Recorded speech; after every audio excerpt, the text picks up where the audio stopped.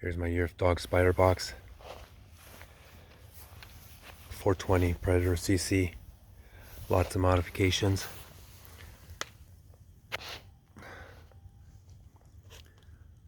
I have 8-inch rims all the way around. Front end suspension. It's been upgraded. BDX performance. Heavy duty A-arms, spindles, upgraded shocks, shock extensions to help give it a lift. So the bulkhead I reinforced as well. I put some grease Zerk fittings in there so I could keep the bolts, pivot points greased. So the bulkhead I welded reinforced metal pieces here and on the other side.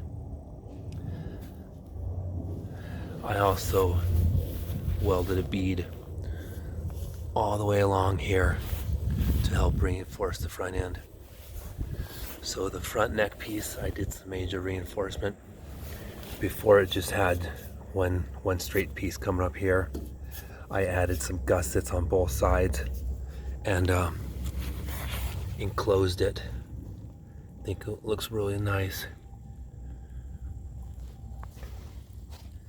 As you can see, the metal pieces.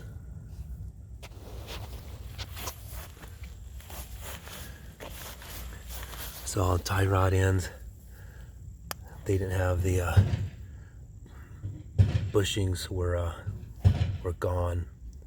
So the cover boots. So I just found some automotive ones and kind of like wedged it in place, so it's not going to move. So here's aftermarket steering wheel. Was able to mount in place of the stock one. So I have Can-Am seats, which are way more comfortable than the hard plastic seats. I was able to fit really well with minor modifications. I think it came out really well. So here's my tiny tack. I've still got a mount. It's got 2 hours on the engine after break-in. I got 4-point harness for the driver's seat.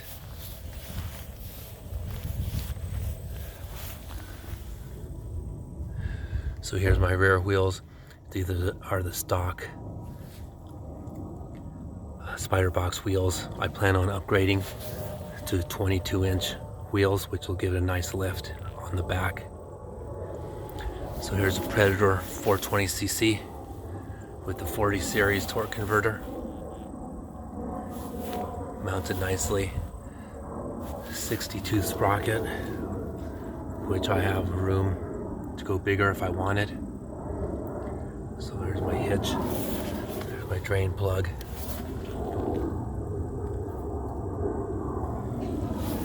So I mounted an extra gas tank on the back for better fuel capacity.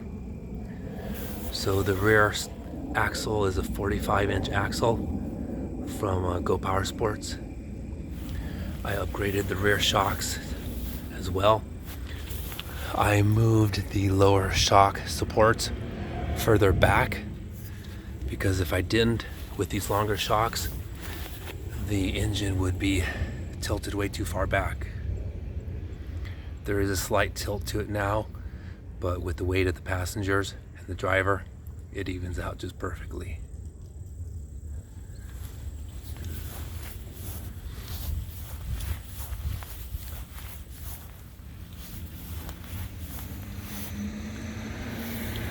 So here's a throttle return spring. I just riveted a little hook here, tied it on to the throttle, stock throttle linkage. My battery tray on my swing arm is right here. I just welded some support pieces underneath.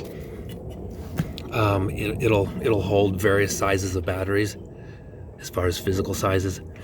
A 12 amp 12 volt, 12 amp hour. Fits really well. Like I said, it could fit any size really. All I'd have to do is just secure it somewhere.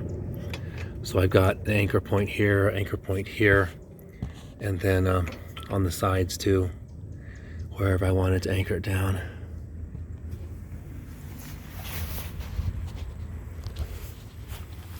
So here is the starter switch for the 420 motor. I located it right here to the driver's side under the steering wheel, just for the convenience of the driver.